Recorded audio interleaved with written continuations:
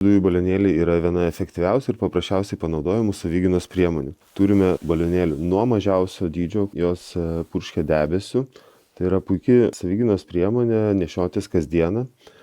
Bėgiojant, neužima daug vietos, turi apsaugą nuo atsitiktinio paspaudimo. Balionėliai gali būti paprasti, tiesiog nešiotis kasdieną kiekvienam žmogui arba skirti spec tarnyboms, šauliams, apsaugos darbuotojams.